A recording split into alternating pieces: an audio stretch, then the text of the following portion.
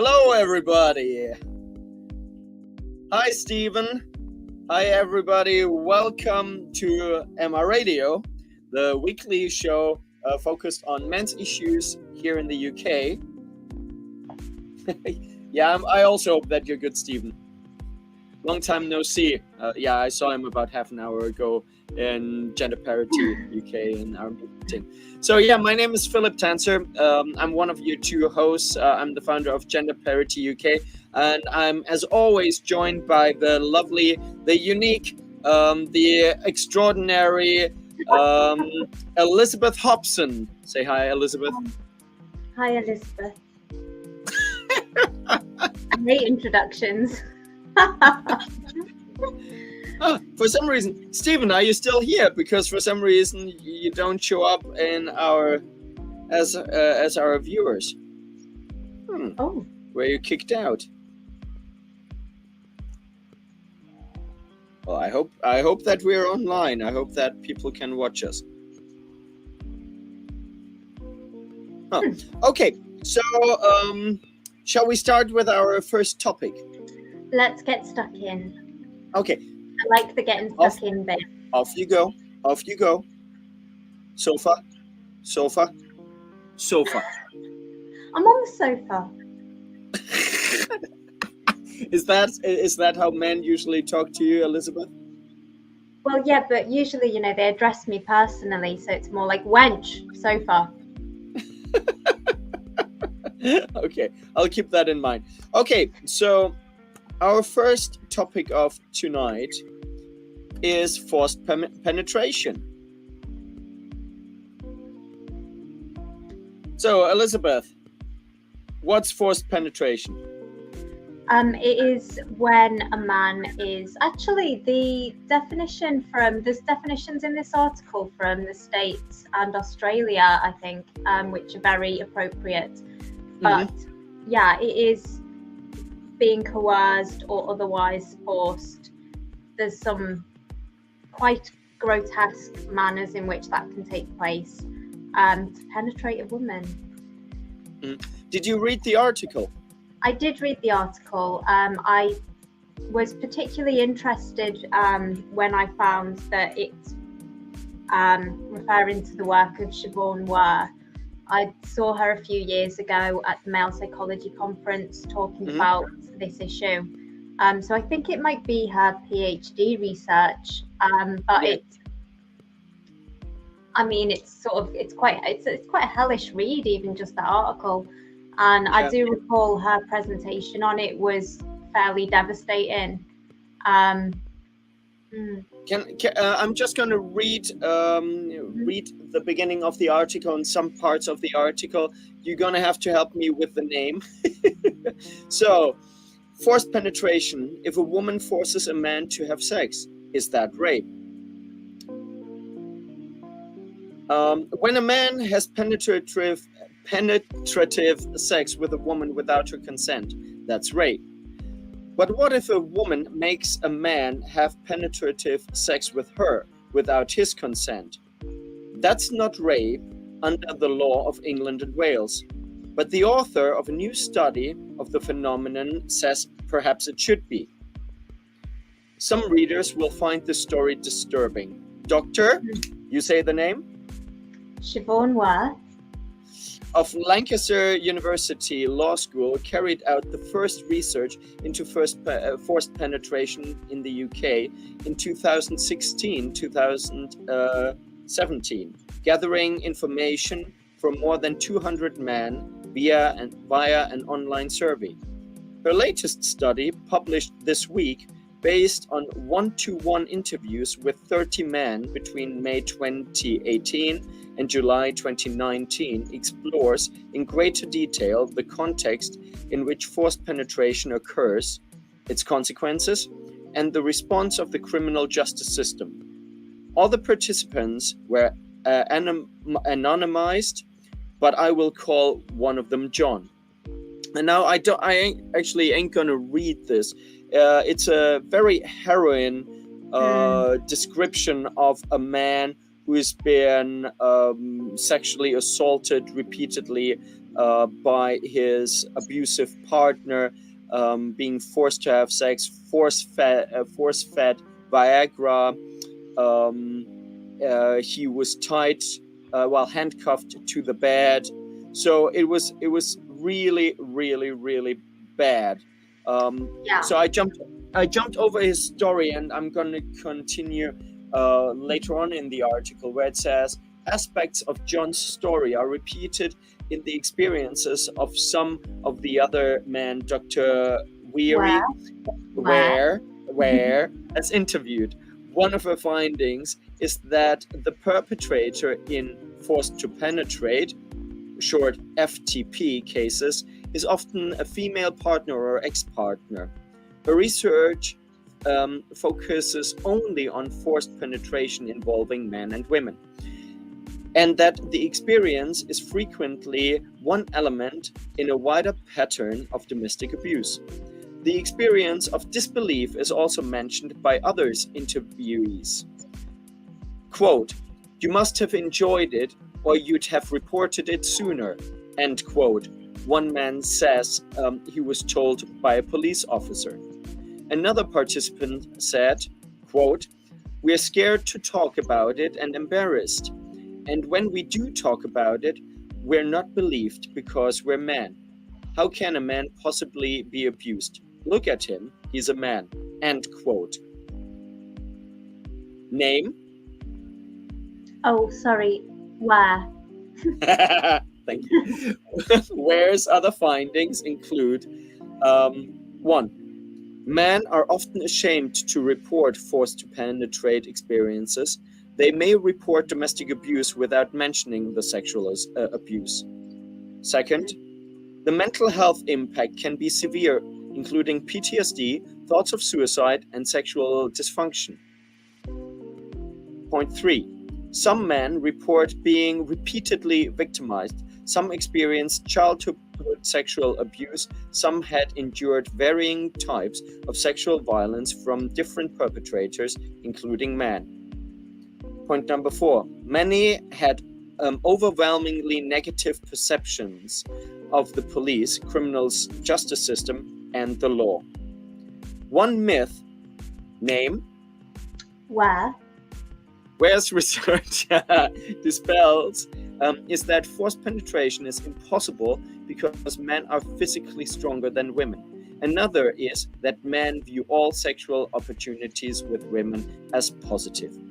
So I'm going to stop here and let's talk about this article and her research a little bit. What would you like to say? Yeah, there were a few things that I thought were particularly compelling. I think it's an excellent article, actually, and it should very much be signal boosted. John's story is very, very, very emotionally affecting. The point where he mentions that when he spoke about this with people, they asked, like, well, why didn't you hit her back? Shows that it's not, I mean, the police absolutely failing repeatedly, but also, you know, this is his support network, you know, friends or family, I assume, and that couldn't be, you know, there is no worse advice than that in a situation like he was in. I also thought it was particularly compelling where when you mentioned that men can experience erections from other kinds of arousal other than a positive sexual response, it mentions underneath that is the same for women who are raped. They can experience moistening, and it doesn't mean that they're into it. It can be a result of some other emotion that's going on. But that is also a taboo for female victims. The thing is, like, and obviously it must give you massive shame if you had a physical reaction to the rape that is commonly associated with enjoying the sex, and that will make it much harder to report it, both for a man and a woman. Yeah, and I mean, it could be just a real confusing thing to deal with, because actually I don't think that's particularly well known. And so if it happens to you in that situation, are you going to question yourself, like, did I enjoy this? Am I completely mental? So yeah, that is something that we should be talking about. I'm really... I think it has to be said that some people have it. Let's say if you have experienced abuse as a child or early on, then it's possible that parts of your mind have fetishized certain negative sexual encounters, so to speak. Yes, that is possible, and certainly it is common for people to find that their comfort zones are in unhealthy relationships, and it might not even go so far as to wanting to be abused, but they might just feel discomfort and like, this is strange and new, and I'm not okay here. This is not normal in a healthy relationship. Yeah. And go and seek out the kind of people who will perpetrate that abuse. I mean, I know that in my former job when I was a porn actor, and when I did like escort work and stuff like that, I definitely had situations where I simultaneously felt uncomfortable and borderline abused, and it turned me on, and it was still incredibly uncomfortable, and I was like, I'm not okay with this, and it really puts you into this situation where you're like, how can I even say that I don't enjoy this, because it can always say, well, you're clearly enjoying it. It's like, no, this is just a reaction, and I'm not even happy about this reaction, and I wish it wouldn't be happening, but it's out of my control. Yeah, but yeah, I think it's I'm very, very grateful to her for doing this research. Oh, absolutely. I'm shocked. To be honest, it's quite shocking to see that 2016 was the very first time that there was any research being done in this field. And let's be honest, the research in 2016 was 200 people. Now it's 30 people. Well, it's a qualitative research, but it's 30 people. It's not large numbers, and it would be great to see more research in this field, and I hope that there might be funding going her way so that she can expand on that. Yeah, and PhD students to work with her to get all of this, because it's man hours, 30 interviews, like 30 qualitative interviews, and the process of writing it all up must be very significant. Very much so. Now, when I read the article, I was quite shocked by the severity of the abuse that this man endured. And on the one hand, I thought, it's great that she uses this, because it's very clearly abuse, and nobody can deny that it's abuse. But on the other hand, to be honest, I wish that the article would have also included quote unquote less severe instances of forced to penetrate, because not most victims will not experience such extreme levels of abuse. But even lower levels of abuse, when you're in a relationship that is overall okay, but you are coerced into performing sexually, that can already be quite traumatic. And so I wish the article would have would have said, not all instances are this severe, but that doesn't make it okay. Do you know what I mean?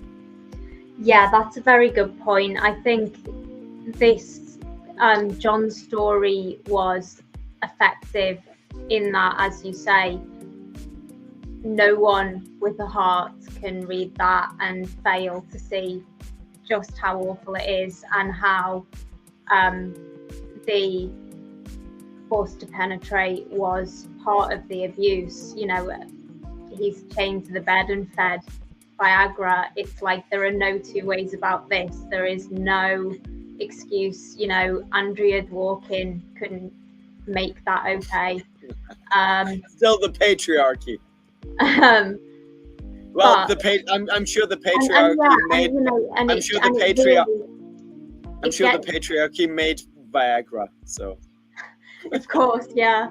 It really, you know, it's very, very hard hitting emotionally, and so I do think that people who would not otherwise think seriously about it will think seriously about it because of that story. And it's also effective because of his explanation that the reasons that he did not just leave were that, you know, this was his house that he had bought for his children, and there was, you know, the financially they were very tied together in the relationship, and so they are very useful things for people generally to understand, the average BBC reader.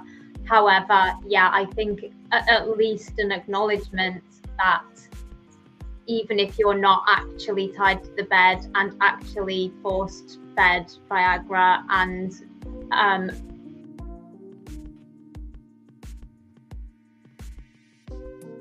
acts going on, it's still not cool. I think you're quite right. That would have been a useful thing to mention as well. But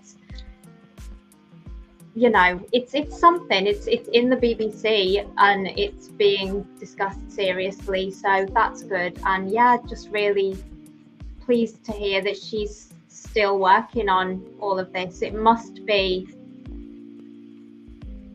really grueling emotionally for her to be doing this. And yeah, you know, because she is the only one, she's like striking out in this area on her own at the moment. Give us some help. Yeah. Oh, absolutely. Well, to be honest, if you don't mind, and we could try to reach out to her. Maybe she is happy to join us for an interview in a couple of weeks or so. That would be really nice. But another thing that I noticed in the article that wasn't mentioned, it's not just force to penetrate that is not included in the definition of rape here in the UK. It's also all penetration that does not happen with a penis. So if a woman is being penetrated, is being quote unquote raped with a dildo, or if a man is being penetrated with something, it does not fall under the definition of rape. So the British definition exclusively includes penetration with a penis, which is absolutely sure about that? I'm sure. I'm 100% sure. Okay. I mean, yeah, either way, Google it. It's clearly insufficient either way. Yeah, but the thing is that what really shocks me is that the feminist lobby, by creating this definition, even through female victims under the bus that were penetrated by an item or a sex toy, but they really wanted to exclude female perpetrator, full stop. Well, now you have some female perpetrator, because don't you know women can have a penis? So now there are actually, now they say, I think 99% of rapes are perpetrated by women. 1%, by men, 1% by women. It's women with a penis. And mostly in women's prisons. I don't know about that, but yeah. That's well, yeah. I I was actually quite pleased to see the definitions of rape that were mentioned. I think, was it Australia and the US? Oh, They're very much actually so. highly appropriate, and I didn't realise that they had this issue sorted, but I'm pleased Yes. they do. Well, you And know, as far as the definition is concerned. And to be honest, I think advocating for a change of definition is so much easier when other countries have already gotten it right. So the next point after this research, the next point would be advocating for a change in definition to be more inclusive. How do you feel about moving on to the next our next segment? Let's do it. The next segment is one that you made me aware of, and I'm eternally, well, not eternally, but temporarily grateful for that.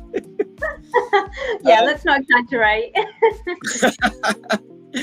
So, the government, the UK government, is slowly starting to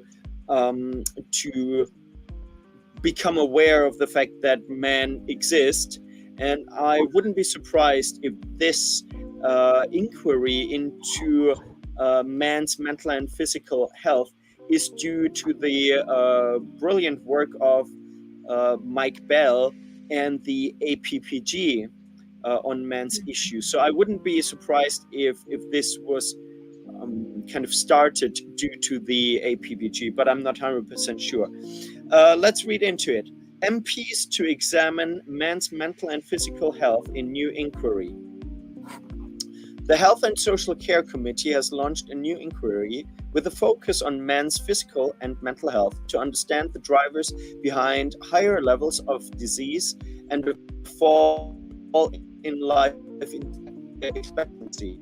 MPs will consider whether men are more reluctant to seek help on health issues and how this might be addressed. Among concerns on health outcomes, men face a 37% higher risk of dying from cancer. When it comes to premature deaths from cardiovascular disease, 75% are among men. 4 in 5 suicides are by men, with suicide the biggest cause of death for men under 35. The inquiry is seeking evidence on a range of areas that may contribute to male life expectancy being consistently lower than that for women, with a gap of nearly 4 years, and so on and so forth. I wanted to go down here to terms of reference, and that this is quite important, and I would really encourage people to visit this inquiry, which is linked below under this video. So, because you can actually submit evidence. It says, the committee invites written submissions addressing any or all of the following points. Evidence should be submitted by Friday, the 8th of September. Written evidence can be submitted here of no more than 3,000 words. And here are a couple of bullet points what they would like to hear about. Now, looking into this, I think this is a wonderful step in the right direction. I only have one little reservation, and that is potentially blaming men for not coming forward. I think to some extent men are to blame. It's in our biology, it's in our nature to some extent to be more reluctant to ask for help. But then we have to ask, how can we help men? How can we address this? How can we where can we communicate with men? How can we create safe spaces? And I think for every other group that would be the question. Already in this inquiry, it's like why don't men come forward, instead of saying what can we do to help men come forward? Do you know what I mean? Yeah, absolutely. And you know, because they do mention somewhere in Sorry, just reading Stephen's comment. Yeah, they do mention somewhere in the article that, our men aren't coming forward, like, that's the problem. And as you say, it's not a question of what's wrong with men, it's a question of how do we make our services accessible. And I think a lot of it is practical. When you consider the work hours gap, it can become very difficult. I was working crazy hours at my last job, and the doctors would call me up for an annual blood test or whatever, and I would just laugh at them. There was no way. And so if you've got a man who needs to work to support his family, and he's got something that's slightly bothering him, but he's not sure, maybe it's just nothing, and it just rolls on into days and weeks and months that he's not going to the doctors because he's busy working and providing for his family. And the GP surgeries, some of them have some weekend opening hours and stuff, but really we need to make sure that there are places that people can go to get necessary things investigated, even if they are working all the hours God sends, because some people have to. Just a second, just a second. That it was actually the working hours. I never even thought about that because I'm self-employed. I can just do whatever I want to, pretty much. But that's exactly the point that our friend here, Stephen Hatterley, brought up in our Gender Parity UK meeting earlier today. He said exactly the same thing. It's like, what about the working hours? And there are certain things that you could really do. Because a lot of GP services, they'll put some appointments up online, but then, fluctuate how good they are at getting them up. And if you can't do it online, they will often say, okay, if you want an appointment, you have to call at 8 o'clock.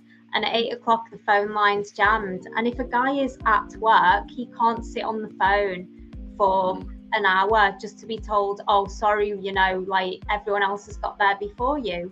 It's really difficult to access these services if you are time limited. To be honest, I even think that sometimes with men, and even that might even help with women, maybe you should actually say once every 2 months or so, you have to take some time off to look after yourself, and you can use that time for either a doctor's appointment or for that a certain amount of time is kind of part of your work, especially when it's something quite physical, like physical labor. The jobs where men just don't go to the doctor, make it part of the routine to get a check, and also call it an MOT. The thing is a lot of men. Why not set up an MOT hub? Exactly. People who work crazy hours within communities that are open 24 hours, 7 days a week, even if it's just for 1 week each month or every 2 months or something. Just there is an organization in Scotland. There is an organization in Scotland that are I don't know if they're still going, but they are doing MOTs for men, health MOTs, which I think is brilliant. And I think they should go around from city to city. I think it's a brilliant thing to do, and it's funny, and I think you can get men and even boys on board if you compare them to cars. I know it's quite dehumanizing a little bit, but it's fun. Take the seriousness out of it, and highlight that looking after your health is about staying strong rather than being weak. Yeah. I mean, to be honest, there is also a question over whether there are occasions when the GP doesn't even need to be involved. If you have, a lump somewhere, you're going to need a scan. So, in that instance, why do people have to be referred by the GP? Would it not be possible to get them just going straight, to the sonographer or whatever, and organising it through them? Because if you are having to go to a GP for an appointment that is essentially unnecessary, because all they can go say is like, oh yes, you do have a lump, I'm going to refer you to someone else, that's wasted time for everyone. Yeah, that's true. Yeah, I also like, so we were just talking about physical health mostly, but I think when it comes to like emotional health, men also need a completely different approach, to be honest. And I'm really glad that there's the male psychology network. I mean, they're really looking into that. And what we at Gender Parity UK, what we're going to do is we're going to share this inquiry with all the people in the men's rights or men's issues sphere, so that they submit also their evidence. I think that's crucial. And actually, there are a huge amount of really useful grassroots initiatives springing up with regards to supporting men with mental health, from men's sheds to the kind of initiative that barbers are taking to have some knowledge about this issue and try to support their customers with their mental health. And did I mention men's sheds? I can't remember. I think yes you did. It was. There was another thing I was thinking of, but I've forgotten it. But it is just, I mean, it's pathetic, to be honest, how insufficient mental health services are to dealing, like NHS mental health services, to dealing with how is best to support most men.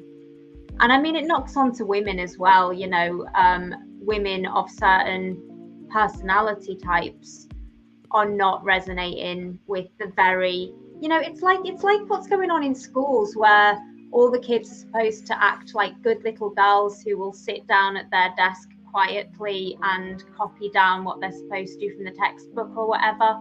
Like, that is the same thing that's going on in mental health. It's like it is perfect for good little girls, but anyone with more complex needs or different needs, they just don't know what to do with. And there are certain network is great, as you say, but there's a massive amount of research that's been being collected since the 70s. It's not like we've got no idea. And of course, if you look over in Canada, what are the I've forgotten what they're called, but the board of psychiatrists or whatever it is, they're trying to take his license away. And it's like, without even having people sat down across from him in one-on-one counseling sessions, even just through his literature, he has saved God knows how many lives through his approach, which is very different and absolutely critically important. And because it's affirming. The thing is, how can you treat somebody if you don't like them? You should care. Like, how can you care for the well-being of somebody if you actually don't care? If you want to change them, if you think like, oh, there's per definition already something wrong with you, we have to turn you into a woman. Well, yeah, but I mean, to be honest, there's also the sort of dominant approach is like comforting people and telling them that they're just right. It's kind of affirming them and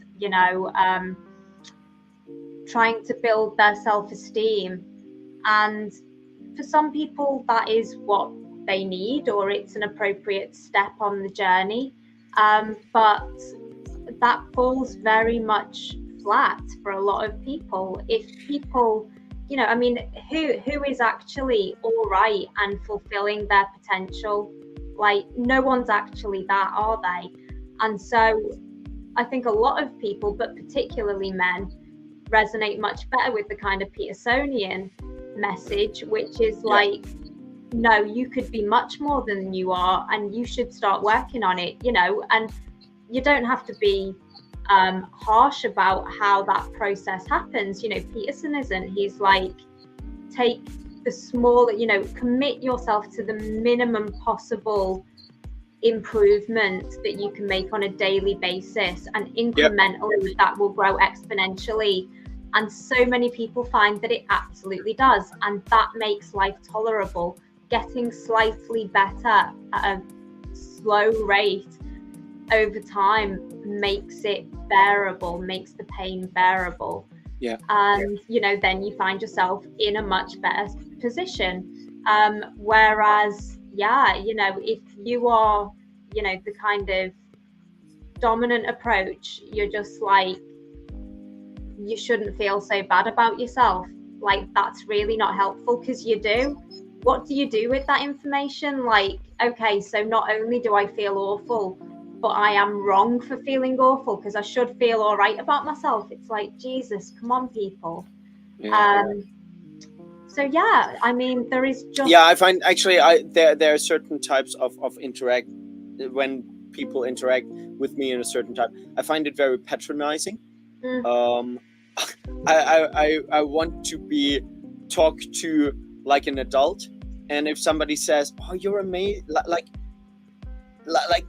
it's gonna be all right. It's gonna be all right. It's like, stop telling me it's gonna be all right, because you don't know that.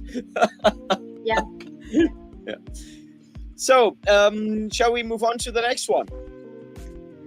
Yeah, with just one more call out, I think, to people to submit something. I think it's very much worth submitting something. I did notice Stephen's comment that this inquiry will die before the election. I hope not. I mean, it's from, where's it from again? The Health and Social Care Committee. So I mean, is that something that would just die? I would. To be honest, I think things that one government starts often just continues in the next government, because everything is so slow, and the bureaucratic wheels keep turning. So I think if there's an inquiry that starts now, it's quite possible that it will be picked up, even if the Tories, even when the Tories lose the next election. And I mean, there's such a diversity of points that really do need to be made. I think it is well worth everyone who can writing something about something that they know or think and submitting it. And if it did die, like, let's just find something to do with it to signal boost it. Let's put it online. Let's send it out to journalists or whatever. Like, I think this is a good opportunity to say something. I think I'm not a fan of defeatism and saying, oh, there's no point anyways. I mean, it doesn't take too much time to fill it out, and you feel better about yourself, and maybe, just maybe, it has a positive input in the future. And things are changing. I mean, a couple of years ago, they wouldn't have made this inquiry. Now we have an inquiry, and we have a couple of MPs talking about a minister for men. Now we're here for the long game. So let's have a look at the next story. And the next story is quite shocking. This actually has very little to do with men's issues per se, but why am I talking about it? I would say I brought it up because I find it shocking where our society is going towards, and could I say the cruelty of women in some ways, or the cruelty of minorities, power hungriness, all of that. And I do think that, so in this case, the victim was a girl, a victim that was victimized by the police. But this happens to men very, very often, being treated too harshly. Yeah, I mean, I think that I would say, you know, this so the female police officer who is in the alphabet minority was at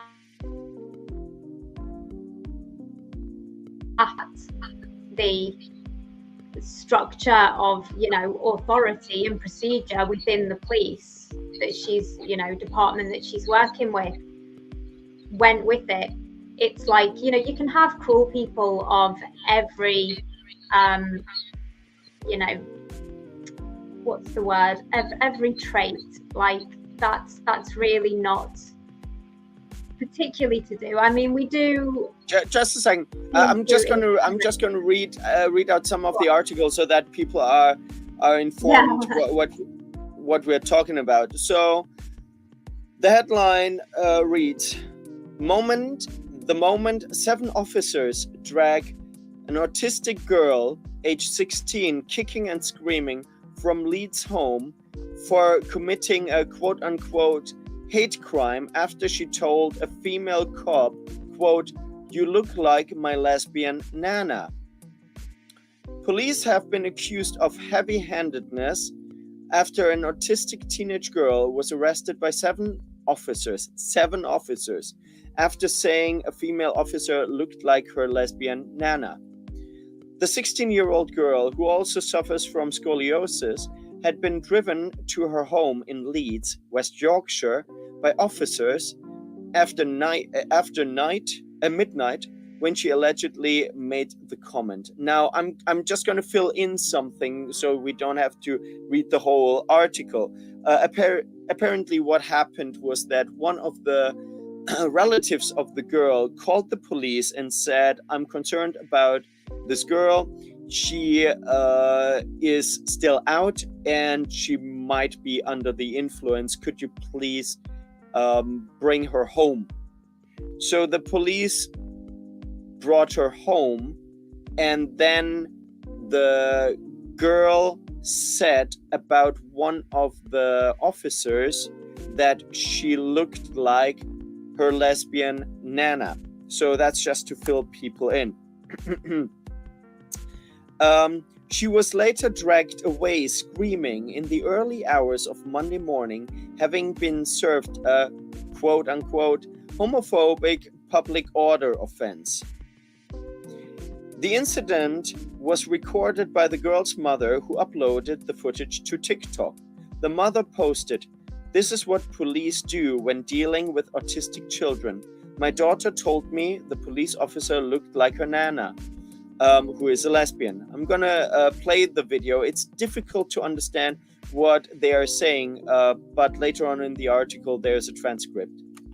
Made a comment in her own house. She hasn't said anything to you. Don't matter.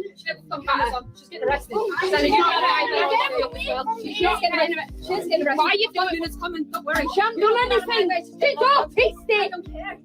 She said the word lesbian. Her nana is a lesbian. She's married to a woman. She's not homophobic. Look what you're clenching your fist. Go away from my teenage daughter. So yeah, and then the girl was actually dragged out of her home with quite a bit of force. Right now we're seeing the officer that was called a lesbian. I wonder why she was called a lesbian. And what was interesting in this video, I don't know if people could see it, the officer was like flinching her fists and playing with her hands. So the officer was quite agitated as well. The article continues with, "The officer took it the wrong way," the comment about lesbians. "The officer took it the wrong way and said it was a homophobic comment. It wasn't. The officer then entered my home." So this is all, these are all quotes by the mother. "My daughter was having panic attacks from being touched by them, and they still continued to manhandle her." End quote. The footage prompted outrage online, with one social media user writing, quote, "I cannot believe my own eyes. Someone in the police force needs to be sacked for this egregious, disgraceful situation." End quote. Another post said, well, here are a couple of quotes. I'm just looking for a transcript, which comes further down. Oh, yeah. let's continue here. The girl's mother says, quote, "She's made a comment in her own house. She hasn't said anything to you," end quote. The mother repeats, "She's autistic," to which the officer responds, "I don't care." The girl then makes some noises, which her mother explains was her punching herself in distress. And yeah, when you listen to the whole video, you can hear the punching noises. The officers remain in the hallway as the mother shouts out, "You're going to remove her for what? She said the word lesbian? Her nana is a lesbian. She's married to a woman. She's not homophobic." A male officer intervenes, saying a homophobic comment had been made to his colleague. Eventually, more officers arrive, and the girl screams and wails as she is detained. West Yorkshire police said a relative of the girl had earlier called to say she was intoxicated in Leeds city centre, after which they took her home. West Yorkshire Police Assistant Chief Constable Os Khan said, "We are aware of a video circulating on social media which, as is often the case, only provides a very limited snapshot of the circumstances of this incident." I'm going to start reading the article here. Let's talk about it. So, while I think it is true, I think we should... Well, I'm looking forward to seeing the body cam footage and to see the full picture. But no matter what the full picture is, unless this girl has threatened these police officers with a knife or injured somebody, I think this is completely outrageous. The fact that they went into this house in the middle of the night with 7 police officers for a comment that in my opinion wasn't even homophobic, it was just a statement. And if this by the way, this police officer is a lesbian, and she was, well, as far as we know, this police officer is a lesbian. I don't want to say anything wrong here, but as far as we know, she is a lesbian, and she was at Gay Pride. So if she is a proud lesbian, she shouldn't have a problem with the term lesbian. End of rant. Elizabeth. Yeah, it's deeply concerning, and just illustrative of the fact that all of the guidance that the police are working to and all of the lobbies that they are trying to appease are creating havoc and wreaking injustice and cruelty. I can't even, I can't count the number of times I have spoken to friends and acquaintances who needed police help for various, legitimate reasons that are clearly crimes, and were not able to get it. The police, just were not interested, and yet they are going after people for tweeting, and they are going after and not even like tweets that are against the law, which is ridiculous anyway. As far as I'm concerned, a malicious communication, it needs to be a realistic threat of violence. Absolutely. There are some, if it's like very persistent harassment to a vulnerable person, that's led them to suicide or something like that, perhaps we can have a grey area there where, that is, but I mean, this usually falls under things like stalking or, so if it's persistent and you can get a restraining order and so on and so forth. But we are talking here about one comment. It's being misused, and it's being used weaponized differentially. It is not like the police are turning up to kind of alphabet people and alphabet allies doors going, "Why are you saying hateful things about straight people?"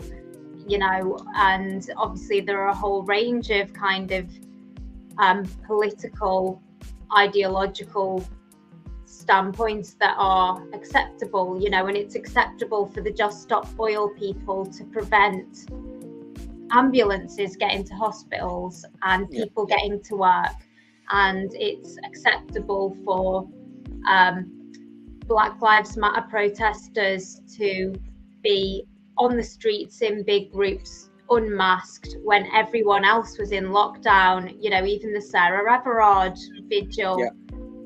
And so it's really deeply concerning, and it's leaving people in a very,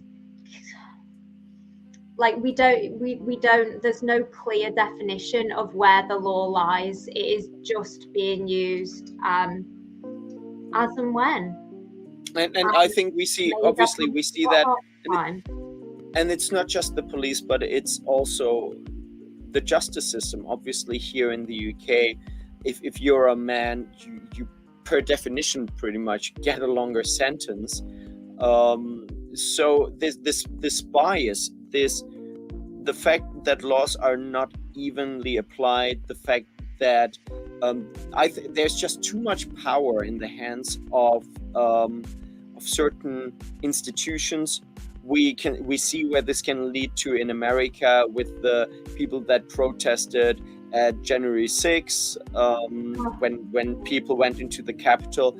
There are people, and this is unbelievable, there are people facing prison sentences for walking in the Capitol hours after this happened, and they didn't even know about anything of that. They were like just normal people walking around in the Capitol. They were let in by the police. They were walking around. They faced prison sentences.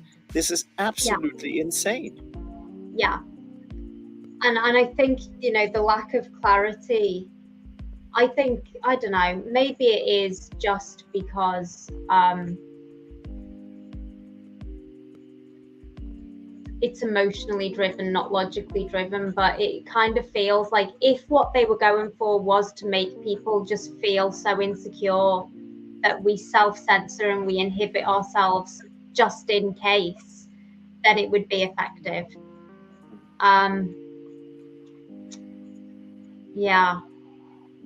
It's not good. And the whole concept of hate crimes as well, I absolutely oppose. And you know, I think we've spoken, haven't we, about the possibility of, well, you know, if misogyny is a hate crime, then we should make misandry a hate crime. And we know that would be differentially applied if that were the case.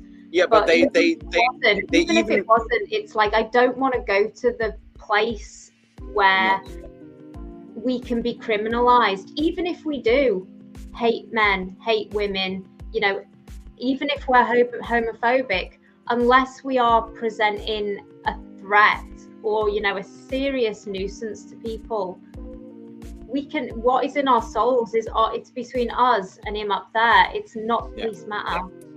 Yeah.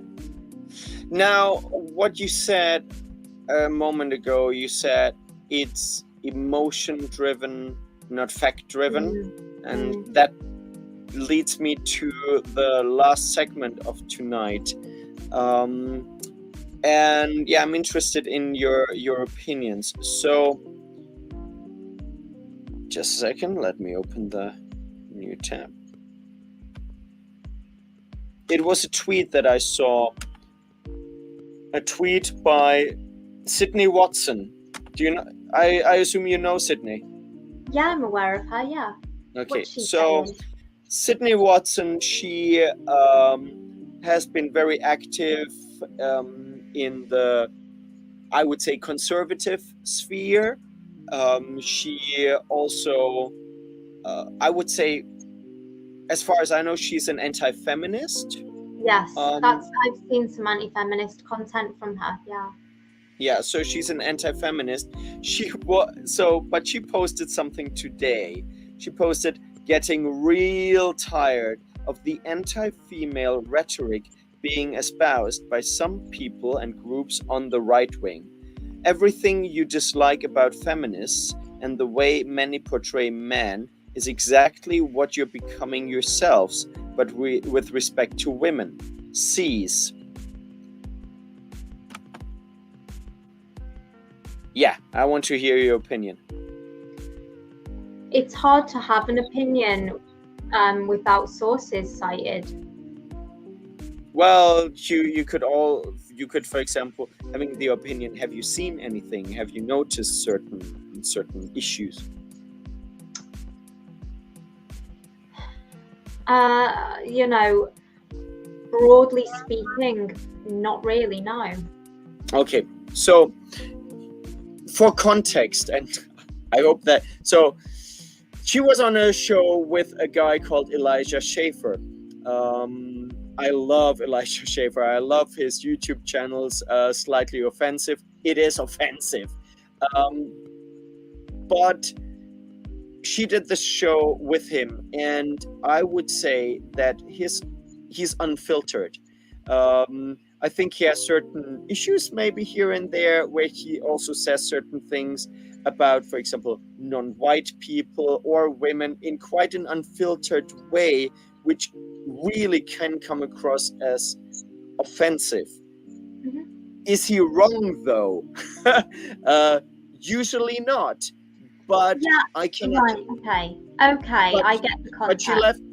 But she left the podcast because she felt very uncomfortable at one point, and I think in parts it often felt like she was outnumbered as a woman, and I don't blame her for saying, you know what, I feel like I'm constantly the butt of the joke, even though she wasn't, but women sometimes were. So I get that.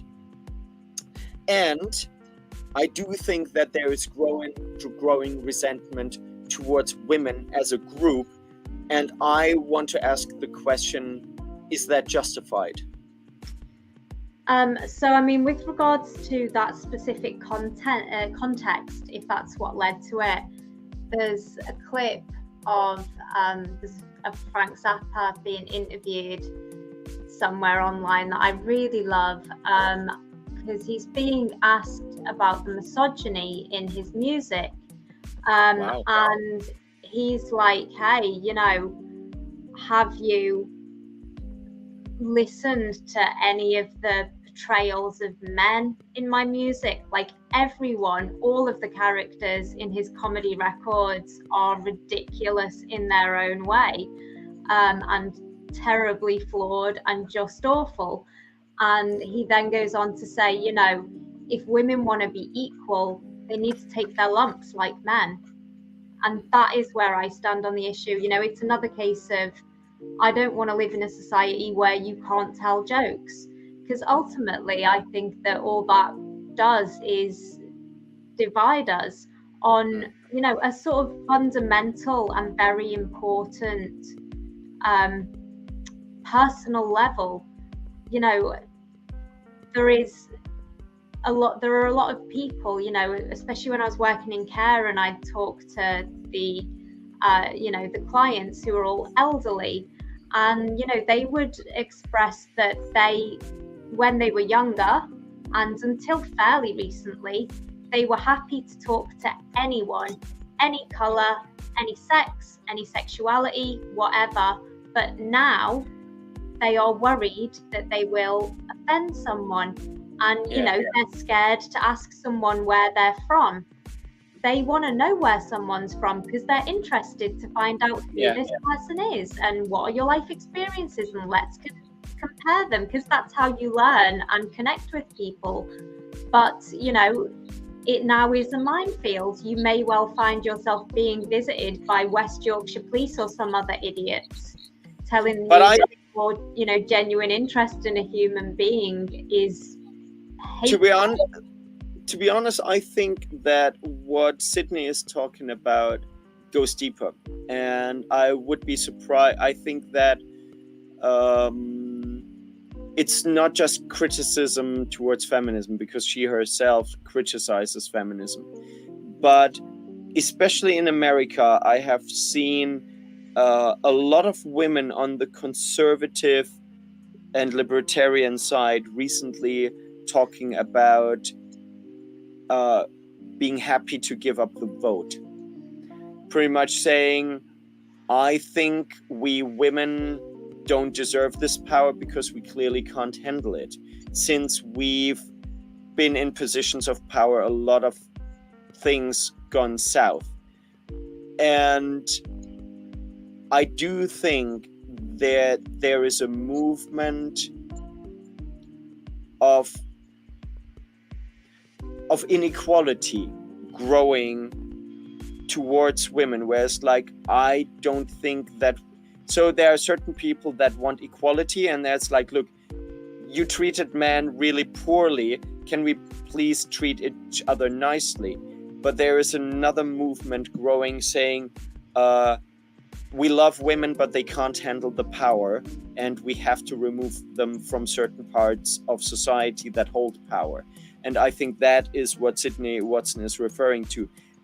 And from my point of view, I would be lying if I would say that I haven't had some of these thoughts. Now, I'm a very balanced person, so when I have these thoughts, I counter them with counter arguments. And I wouldn't say that I came to a conclusion. Also, I think that man, we don't have high value, high quality man anymore. So you can't remove. You can't say, oh, we don't want women to carry responsibility. Let's let the man do it. But then you look at the man, and they're all like shit weasels and beta males, and have absolutely no values. So I don't think that. Yeah. I mean, you know, that feminists are always going on about the sex disparity in judges. And so, yeah, it is mainly male judges who are giving women often overly lenient sentences and being far too punitive with men. That's mainly men doing that. And yeah, no, I do absolutely understand the arguments. You know, the election of Trump and the Brexit referendum, both very, you know, went the right way by very narrow margins. And the difference is in how the sexes voted was similarly narrow. But if only women had had the vote, then Hillary Clinton would have been president, and we'd have been in this hell much sooner. And yeah, the UK would still be part of the EU. So there's that. And then, you know, in the academy, I think that there are huge issues. I think that actually it's related to what we were talking about with the men's health thing. I think, you know, part of the problem with men accessing services, which is the same problem, in fact, that we are having with the sort of forced to penetrate issue, it's like when a woman presents to a service provider and, you know, tells them about their problem, a woman is much more likely to be taken seriously, and for it to be, you know, taken like this is a priority, this, like, helping this woman needs to be my priority, whereas people don't have that instinct with men, you know, so much. And that is the case. That is the case both for men and women. Like both men equal before the law. It's like, but people have this response, and so, you know, when women in Parliament, you know, turn up with big eyes and go like, oh, like women's issues, like everyone falls for it because we just naturally trust women and are concerned for their well-being. And so, yeah, it is difficult to make equal when everyone listens to women so much more seriously. So how do we balance out the gamma bias? Gamma bias, for those people who are watching that who don't know, gamma bias is the theory. Look it up on YouTube. It's a great video. the theory that both women and men have a bias towards women, so that everybody favors women, so to speak. Yeah. You know, I think our only possible hope is to, as societies, have enough people who pursue truth, moral truth, and objective truth, and make their priority a just society. That is our only hope. The likelihood, fairly minimal, but it's a good fight. So let's fight. The thing is, I think we come the closest to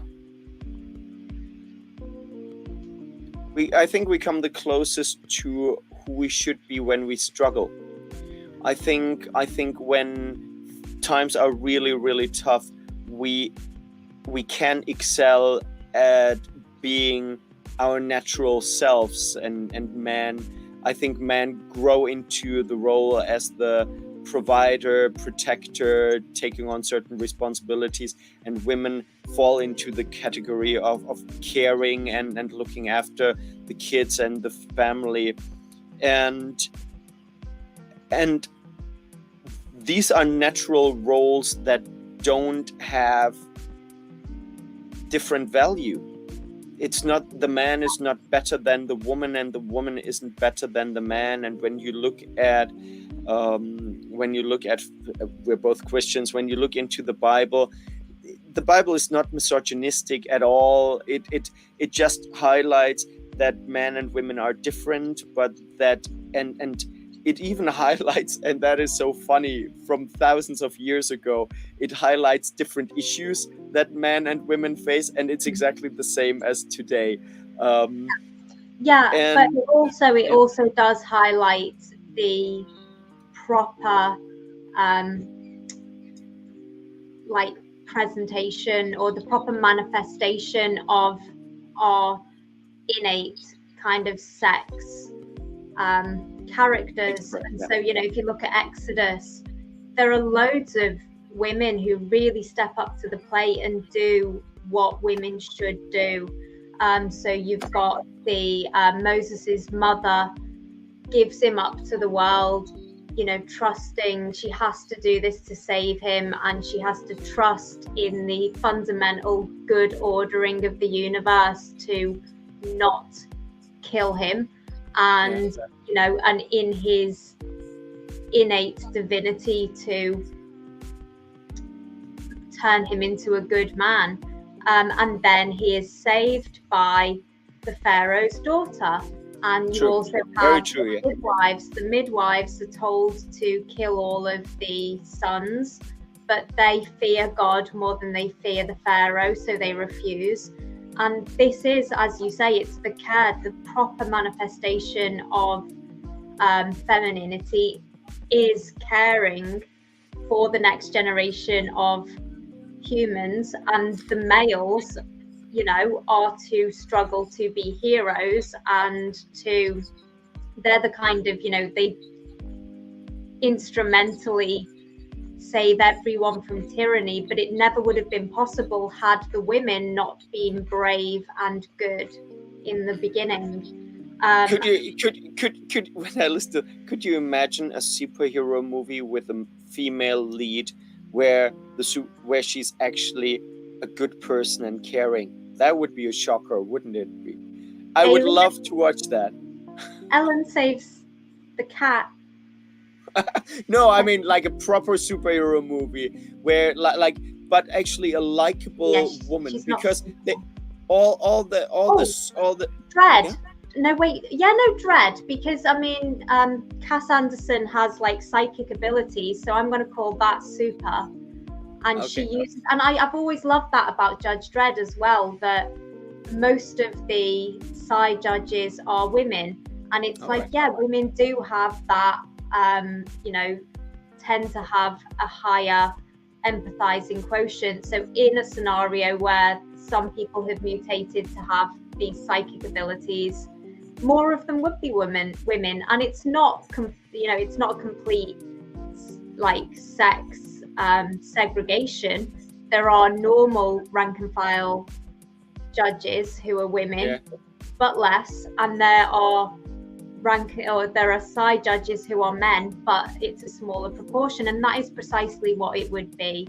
And it's really ironic as well, isn't it, that what feminists are all about is telling women that our roles that we have evolved to perform, and where many of us feel very comfortable, are degrading and rubbish and not worth us spending time on.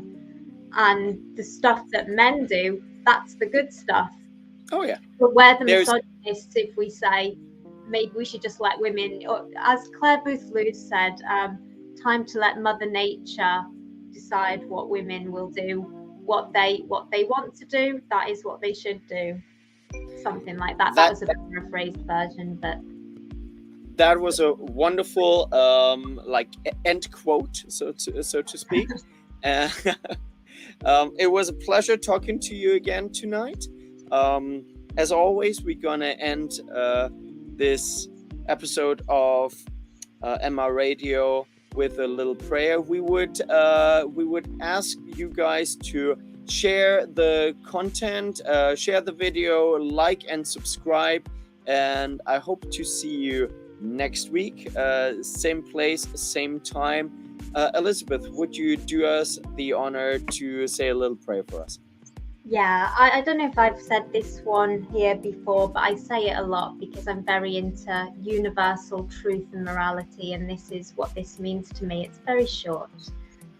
Glory be to the Father, and to the Son, and to the Holy Spirit, as it was in the beginning, is now, and ever shall be, world without end. Amen. Amen. Thank you very much. I hope you all enjoyed our episode, and see you again next week. Bye.